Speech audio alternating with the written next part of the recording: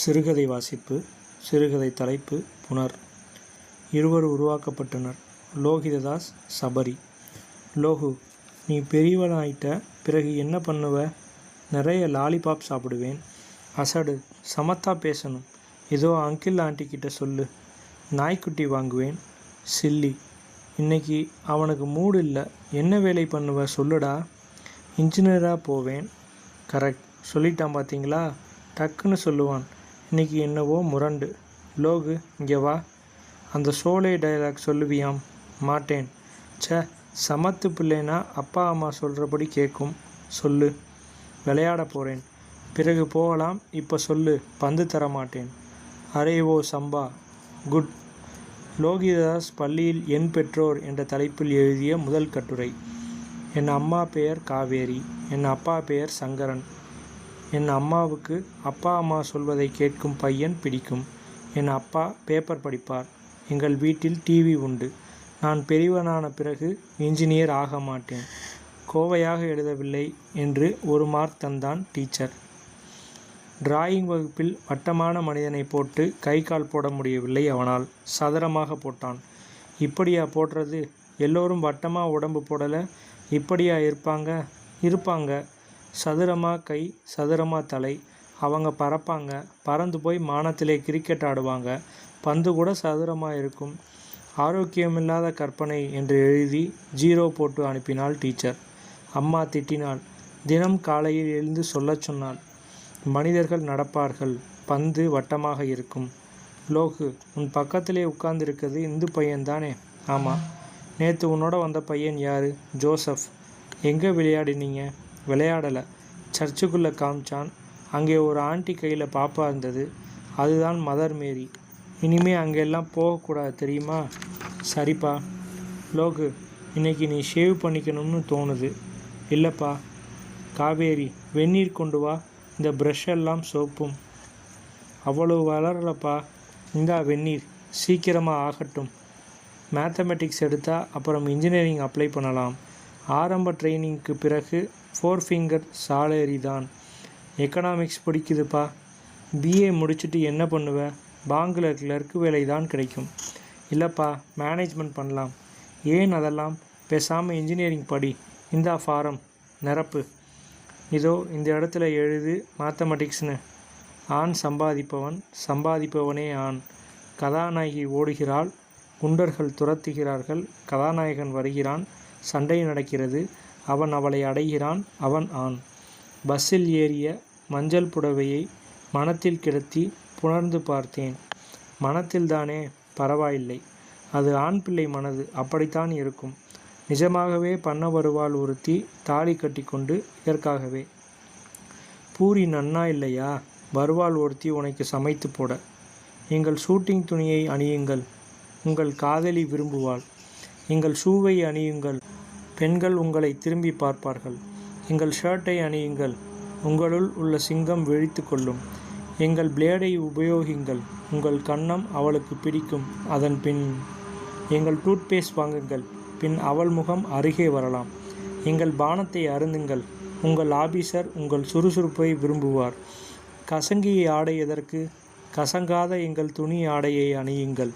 உங்கள் திறமை போற்றப்படும். நீ சம்பாதிப்பவன். நீ வேலைக்கு செல்பவன். நீ உரிமைகளை உடையவன். நீ ஓட்டு போடுபவன். நீ அழக்கூடாதவன். நீ உறுதியானவன். நீ தீர்மானங்கள் செய்பவன். நீ உலகை மாற்றுபவன். நீ திண்மையானவன். நீ பெண்களை சுகிப்பவன். நீ படுக்கையின் ஆக்கிரமிப்பாளன். நீ மேலதிகாரிகளை கவருபவன். நீ ஆண். சபரி, இப்படி ஜட்டி போடாமல் வரலாமா? அசட்டு பாப்பா தான் அம்மனமாக நிற்கும். நல்ல பாப்பா ஜட்டி போடுமான்னு சொல்லும். ஜட்டி போடுமா? சபரி 1வது வகுப்பு. சபரி குட்டி, நீ யாரை கல்யாணம் பண்ணிக்குவ? எங்கள் கிளாஸில் இருக்க அப்துல்லாவை. சி, அப்படியெல்லாம் பேசக்கூடாது, தப்பு. 3வது வகுப்பு. சபரி, அப்துல்லா என்ன ஆனான்? தெரியாது. என்னடி தெரியாது? அவன் உன் ஃப்ரெண்டு இல்லை? இல்லைப்பா, அவன்தான் முஸ்லீம் ஆச்சே. கேட்டுக்க இது சமத்தை. பெரியவளாயிட்ட. அந்த முரளி கூட என்ன விளையாட்டு? பட்டம் விட்டாயா? ஆம்பளை விளையாட்டு என்ன? ஒழுங்கா புஸ்தகம் வச்சுக்கிட்டு படிக்கிறது என்ன? தடன்ட்டு ஓட்டம். மையிட்டுக்கிட்டது போதும். பாண்ட் மேலே சட்டை என்ன இப்படி? வேற மாற்று உடனே. என்ன பேசிக்கிட்டு இருந்தே சீதா கிட்ட? என்னவோ செக்ஸுன்னு காதில் விழுந்துச்சே. கெட்ட விஷயம் எல்லாம் என்ன பேச்சு? சாமி கும்பிடு போ. கைத்தல நிறகனி அப்பளமோ டவல் பொறி கப்பிய கரிமுகன் அடிபேணி சொல்லு 10 வாட்டி. நல்லது. மண்மீது உழைப்பார் எல்லாம் வறியராம், உரிமை கேட்டால் புன்மீது அம்பு பாய்ச்சும் புலையர் செல்வாராம், இதை தன் கண்மீது பகலில் எல்லாம் கண்டு கண்டு அந்திக்கு பின் விண்மீனாய் கொப்பளித்த விரிவானம் பாராய் தம்பி. கைத்தட்டல். இதெல்லாம் எப்போ படித்த? பேச்சு போட்டியில் பேசினியே. இது என்ன ஏழை பணக்காரன்னுட்டு ஒரு பொண்ணு பேசுகிற பேச்சா? எந்த ஸ்டூடெண்ட் யூனியனில் இருக்கே? சரித்திரம் வேணாம்ப்பா, மேத்ஸ் ஃபிசிக்ஸ் எடுக்கிறேன், அப்புறமா ஏரோநாட்டிக்கல் இன்ஜினியரிங் பண்ணலாம். ஹிஸ்ட்ரி எடு, அப்புறமா அடுப்பு தானே ஊதணும். சமைக்க கற்றுக்க. வாய்க்கு ருசியாக சமைக்காத பெண்ணை யார் கட்டுவாங்க? ஃபெமினா பாரு, ரெசிபி கத்திரிச்சு வை. ஒரு முட்டை டால்டா அல்லது எண்ணெய் விட்டு காய்ந்ததும் வெங்காயத்தை பொடி பொடியாய் நறுக்கி போடவும். சிவக்க வதக்கியதும் அரைத்துள்ள மசாலா விழுதை கொட்டி வதக்கல், வாட்டல், கரைத்தல், பொடித்தல், இடித்தல். இப்போ என்ன அலங்காரம்? பொண்ணு பார்க்கவா வரப்போகிறாங்க? எங்கள் கிரீமை உபயோகிங்கள். மேனியில் வேண்டாத ரோமத்தை அகற்றுங்கள். இதோ எங்கள் கிரீம். எங்கள் பாடியை அணியுங்கள். உங்கள் இளமையை எடுத்து காட்டும். இது எங்கள் புடவை காலம். இதை வாங்கும் பெண்கள் நல்ல தேர்ந்தெடுக்கும் ருசி உடையவர்கள். தோலை அணைக்கும் ஆண் இந்த புடவையால் ஈர்க்கப்பட்டவன். எங்கள் சோப்பில் குளித்து, எங்கள் சாம்புவில் தலையலசி, எங்கள் பவுடரை முதுகில் கவிழ்த்து, எங்கள் நகைச்சாயம், எங்கள் பொட்டை வைத்து கதவை திறந்தால் மன்மதன் எதிரே. அந்த கஷ்டமான நாட்கள். எங்கள் எண்ணெயை உபயோகிங்கள். வீட்டில் மாற்றத்தை கவனியுங்கள். அம்மா சமையல் பிரமாதம். பிரமாதம் கமலா. என் கணவர் இனி ஹோட்டலில் சாப்பிட மாட்டார். ஆம், அவள் ஒரு புத்திசாலியான மனைவி. உங்கள் வீட்டின் கழிவறையை சுத்தப்படுத்த இதை உபயோகிங்கள். அம்மா, நம்ம பாத்ரூமில் நல்ல வாசனை. ஆம், அவளுக்கு கழிவறையை சுத்தமாக வைக்க தெரியும். அவள் ஒரு ரிசப்ஷனிஸ்ட். அவள் அழகாக இருக்க வேண்டும். அவள் எங்கள் புடவைகளை உடுத்துகிறாள். பெண் கிளர்க் இருக்கட்டும். நல்ல வேலை செய்வாங்களோ இல்லையோ, ஆபீஸ் அழகாக இருக்கும்.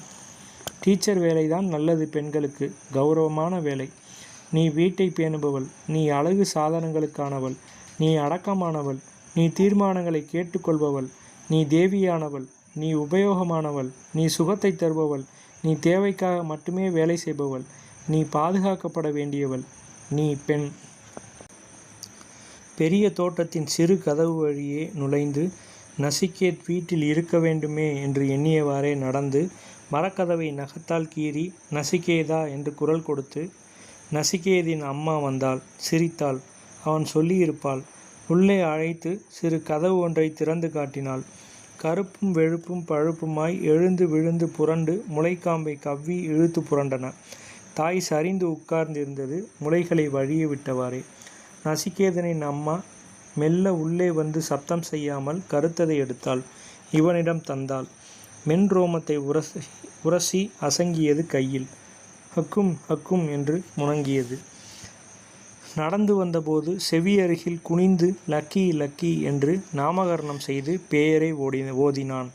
அவன் வாங்கிய சங்கிலி தரமானதுதான். லக்கியின் குறும்புக்கு ஈடு செய்ய. இரும்பு கடையில் 2 கிலோ பூட்டிலிருந்து சாவியை பொருத்தி திருப்பினால் துவைதமாக பிரிந்து விடும் ராக்கெட் பூட்டு வரை கண்ணை மேய விட்டு கடைக்காரர் உரிமைய பின் கையால் சுட்டி காட்டி இழுத்து பார்த்து வாங்கியது. காலையில் எழுந்து அவசரமாக பின்பக்கம் வந்தபோது நீண்ட சங்கிலி தொங்கி கிடந்தது. முனையருந்து லக்கி என்ற ஒலி தொண்டையில் இறுகி கிடந்தது. லக்கியின் கழுத்தில் அரையடி சங்கிலி இன்னமும் தொங்கிக் கொண்டிருக்கும். ரோட்டில் உரசி காலில் சிக்கி உட்காரும்போது வயிற்றை உறுத்தியோ முன்கால்கள் இடையே சுருண்டு போயோ லக்கியின் விளையாட்டு பொருளாய் முன்காலால் தள்ளி வாயால் கவ்வி கரக் கரக் என்று மெல்ல குறைத்து கொஞ்சிய பின் ஆக்ரோஷமாய் தலையசைத்து புரட்டி விளையாட. ஓடிடுச்சா? நல்லதுதான். எங்கே பார்த்தாலும் அசுத்தம் பண்ணி. நாய் பிடித்து போகும் ஆபீஸுக்கு நசிகேத்தான் கூட வந்தான். ஒரு தகர கதவை திறந்ததும் ஈனமாய் முணங்கியவாறே 50 குட்டிகள் ஓடி வந்தன. கண்ணில் சோகமாய் காலை நக்கி என்னை விடுவியேன் என்றன. ஒல்லியாய் எலிக்குஞ்சுகள் மாதிரி.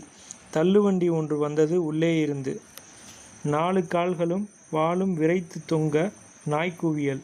குவியலின் மேல் ஒரு வெள்ளை நாய் மூக்கை உயர்த்தி குரல் எழுப்பாமல் வானத்தை நோக்கியது. வயிற்றில் குண்டு குண்டாய் சுமை தொங்கியது. நாக்கின் ஈரம் காலில் பட வெடித்து அழுதான். லக்கி இல்ல என்று முழங்கினான். மீண்டும் தகரக் கதவு மூடப்பட்ட போது ஊ என்று சோக உலை எழுந்தது. ஆம்பிளை அழலாமா? அசடு, ஒரு நாய்க்காக அழுதுட்டு. லோகிததாஸ் புரண்டு வானை பார்த்தான். பாட்டி வீடு கோயம்புத்தூரில். ஆர்எஸ்புரம். சாந்தாவும் அன்னலட்சுமியும் அவளுமாய் விளையாட்டு. சாந்தா திமிர் பிடித்தவள். அதனால் டாக்டர் நோயாளி விளையாட்டில் அவள் என்றும் நோயாளிதான். இவர்கள் இருவரும் டாக்டர்கள். ஜலதோஷம் என்றால் கூட தாத்தாவின் மேஜையில் படுக்க வைத்து ஆபரேஷன் மிகவும் ஒடுக்கப்பட்ட சாந்தா ரொம்ப வேண்டிக் கொண்ட பின் கண்ணாமூச்சி. ஒரு தடவை இவள் பெரிய வண்ணான்கூடையின் மூடியை திறந்தபோது புஷ்ப செண்டுகளாய் பூனைக்குட்டிகள். மூடியை கையால் தூக்கியவாறே உள்ளே நெளிந்து கொண்டிருந்த உலகம் விரிந்து கொண்டு போயிற்று. பிடிச்சிட்டான். சபரி லோகிதாஸ் மேல் கையை போட்டாள். அவர் குரல் கனத்து இருக்கும். வெங்கலம். ஏதோ வகையில் தாத்தா தாளக்கணக்கு அதிகம். விருச்சிக்க ஜமுக்காலம் படுத்துக்க தலைகாணி என்று ஆரம்பித்து விருச்சிக்க ஜமக்காலம் படுத்துக்கதலை காணி, விருச்சிக்க ஜமக்காலம் படுத்துக்க தலைகாணி என்று பிரித்து போட்டு விருந்தகத்தையே கண்முன்னால் நிறுத்தி விடுவார். நரம்புகள் புடைத்து சுருங்கி போன கைகளால் பட்டு பட்டென்று தட்டி கணக்கெடுத்து சொல்வார். சத்தியமங்கல இரவுகளில் தாத்தாவின் பங்கு அதிகம். தாத்தா டில்லி வந்தார். இரவு நார்க்கட்டிலை மொட்டை மாடியில் போட்டுக்கொண்டு ஒரு காதை கையால் மூடி எடுத்த ஜன்னம் கணக்கெழுத தொலையாது என்று ஆரம்பிப்பார் ஓங்காரமாய். சீரக ரசம் பருப்பு துவையல் என்றால் உல்லாச ஒலிகள் வரும். மகா சகிருத ரூப சுந்தரி என்று தலையை தழுக்காக அசைப்பார். முடிக்கும்போது மகா மகா மகா மகா மகா என்று 10 பிடிகள் பிடித்து மகாவை அந்தரத்தில் விட்டு விடுவார். தடக்கென்று தலையணில் சாய்ந்து கால்களை கட்டை மாதிரி வீசி போட்டு உறங்கப் போவார். லோகிததாஸ் சபரியின் கரத்தை அழுத்தினான். முதல் குளிருக்கு அவளுக்கு கம்பளிக்கோட்டு, ரோஜா நிறத்தில் மாநிற கீறல்கள், 3 குளிர் தாங்க தைத்தது. நாக்கு மாதிரி கை தொங்கும் வெளியே மடக்கி அணிய. ஒவ்வொரு குளிரிலும் தையல்கள் பிரியும். பிரித்த இடத்தில் அரையங்குல ரிப்பன் கோடாய் நிறபேதம். 3வது குளிரின் போது கீழே பக்கத்து கழுத்தில் கையில் என்று ஒரே நிறபேத கோடுகள்தான். ரோஜா நிற கோட்டு. அப்புறம் அந்த கையால் சுழற்றும் நாற்காலிகள். இங்கிலாந்து, ஜப்பான், அமெரிக்கா, சிங்கப்பூர் என்று எழுதிய 4 நாற்காலிகள். சலோ சிங்கப்பூர் என்று சுற்றி வைத்து 10 முறை சுழற்றி இறக்கி. சிரித்த லோகிததாஸின் உதடுகளை சபரி நகத்தால் வருடினாள். புத்தக வாசனை அவனுக்கு பிடிக்கும்.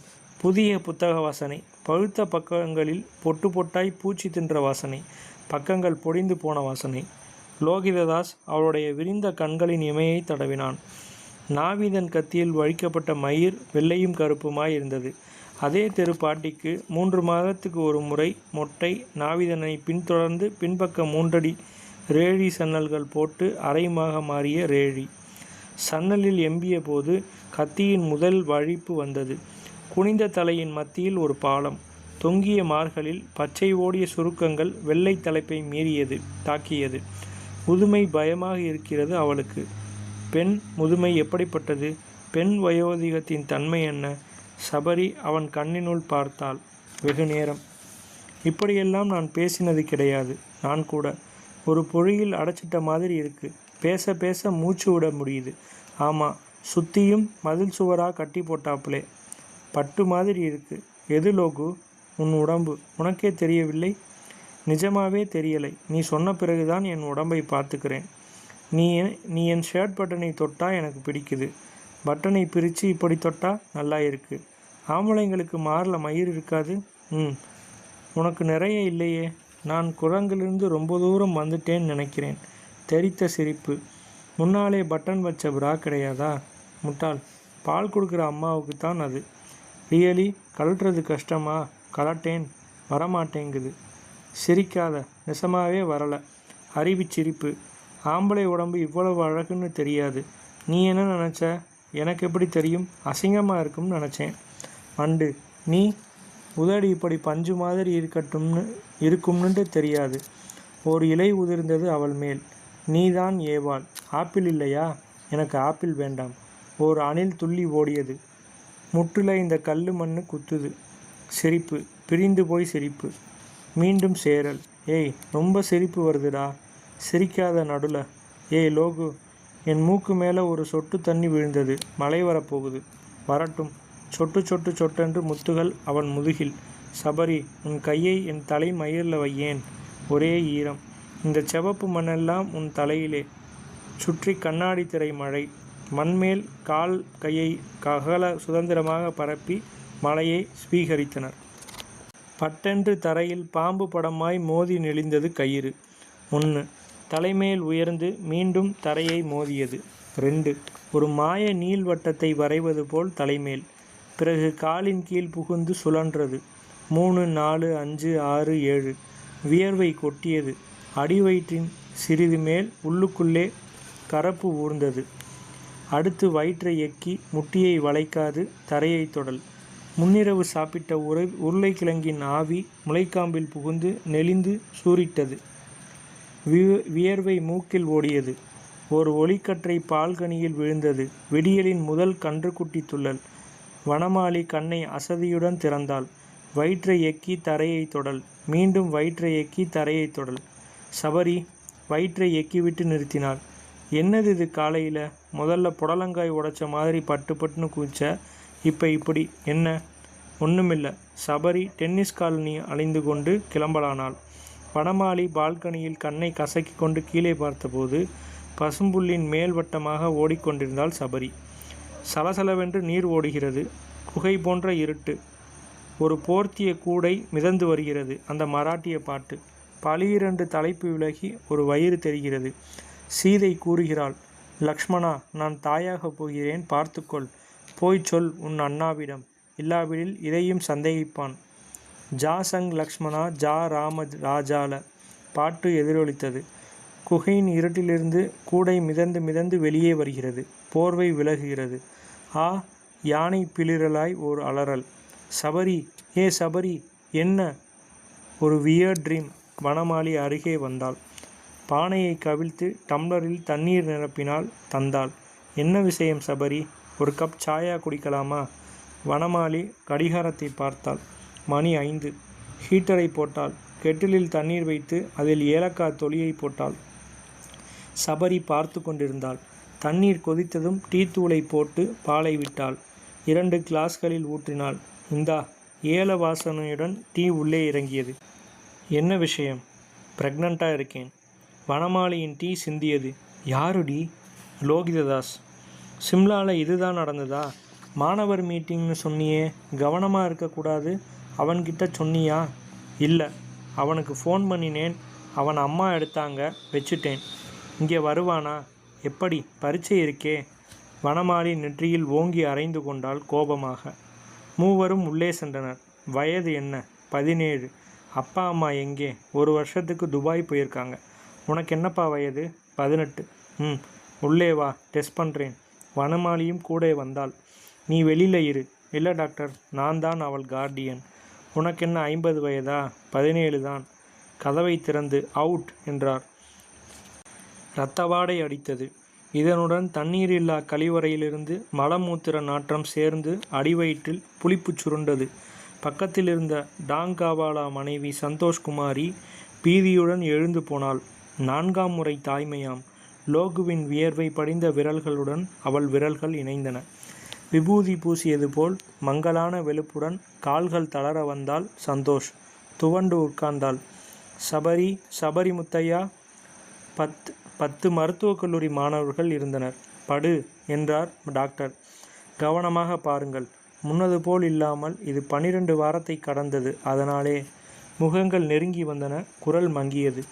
ஒரு முள்கரண்டி சுரண்டியது அவளுள்ளே. வரக் வரக்கென்று குருடாக. பளீரென்று ஒரு அவஸ்தை நரம்புகளில் உருண்டு உருண்டு ஓடியது. உச்சி மண்டையை உரைத்தது. யோனியின் செதில் சுவர்கள் அதிரத் தொடங்கின. லோகு லோகு லோகு லோகு. வானு வானு வானு வானு. டாக்டர் கையை உயர்த்தினாள். உருவற்ற ஒன்று விரல்களில் ஆடியது. பார்த்துக்க. வேணுமா இன்னொரு வாட்டி? நாக்கு சுருண்டது. கதவின் வெளியே வந்தாள். வனமாலியும் லோகிததாசும் ஓடி அருகே வந்தனர். பழைய அமர்படம். நிம்மி முக்கால் கண் மூடி சோகம் காட்டினாள். மதுபாலா கோணல் சிரிப்புடன் திலீப்குமாரை காதலித்தாள். அவன் முகத்தில் கதவை படீரென்று அடித்துவிட்டு ஜானே வாலசே முலாகத் நா ஹோகனே பாய் என்று இழுத்தபோது குத்தல். ஆணியை யோனி வழியே அழுத்தி திருகி அமுக்கி நுழைப்பது போல் தொடைகளை இறுக்கி கொண்டாள். ஓ ஜானே வாலசே. கதவின் மேல் சாய்ந்து மதுபாலா நகர்ந்தாள். தேள் கொடுக்குகளால் யோனி நிறைந்தது. அம்மா. லோகுவும் வானுவும் அணைத்து பிடித்தனர். துள்ளி துடித்தாள். சூடான இரத்தம் தொடைகளில் இறங்கியது. உள்ளங்கையில் கொள்ளுமளவு ஒரு சிறு சதை உருண்டையை காட்டினார் அவுட் சொன்ன முன்கோப டாக்டர். எங்கே? அந்த நாத்த ஹாஸ்பிட்டலா? அடையாளத்தை விட்டு வச்சிருக்காங்களே அந்த டாக்டர். செப்டிக்கானா all close.